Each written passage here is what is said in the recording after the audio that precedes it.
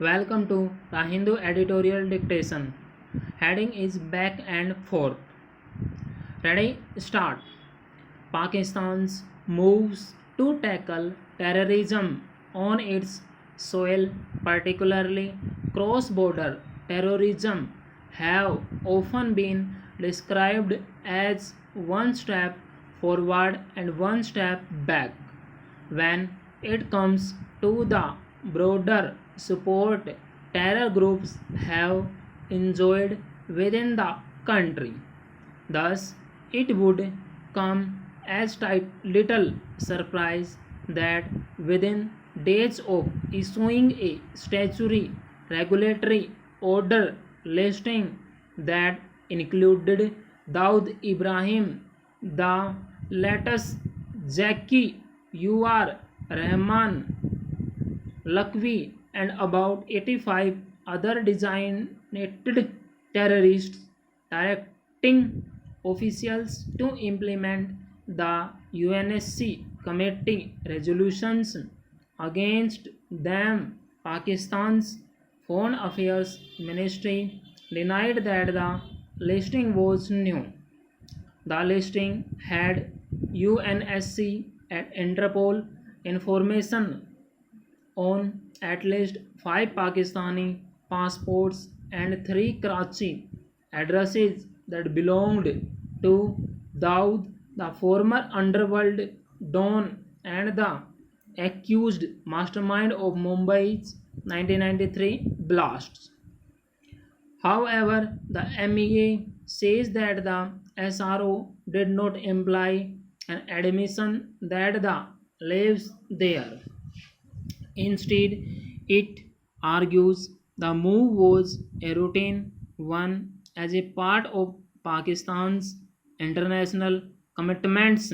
First off, accordingly, Pakistan is required to align its domestic terror listings with those issued by the UNESCO, ISIL, and Al Qaeda Sanctions Committee under UNSC Resolutions 1267 upon 989 upon 2253, full stop. Thus far, the domestic listing maintained under the country's Anti-Terrorism Act by the National Counter-Terrorism Authority had not included either Daud or Lakwi, who was tried briefly for the 26 upon 11 attacks but was granted bail in 2014. In contrast, let Chief Hafiz Saeed and James Chief Masood Azhar, who was designated by the UNSC in May 2019, have been added to the domestic NACTA list. The MFA also claims that the listing that included Daud and Lakwi had been issued earlier, a claim countered by the Indian government sources who say this is a first. Full stop. The confusion over the SRO and Pakistan's disclaimer give credence to the belief that its government lacks a seriousness of purpose when it comes to its actions against all terrorists.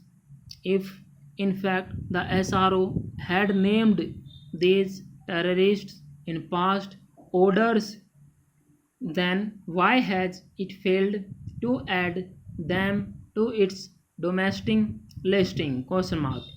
If it has included those addresses and passports on its own, SRO directing officials to ensure everyone on the list does not have access to funding, arms, or travel than for the foreign ministry to say it is paying lip service to the fate directives is a matter of concern. Finally, regardless of which list Pakistan placed any of the terrorists named, and when it did so, the question is, what has Pakistan done to investigate, prosecute, and apprehend them? In October, Pakistan is expected to face some of these questions at the FATF plenary session, which will decide if its actions merit a reprieve from the grey or increased monitoring list or be downgraded to the black or high risk jurisdiction list and face sanctions. Full stop.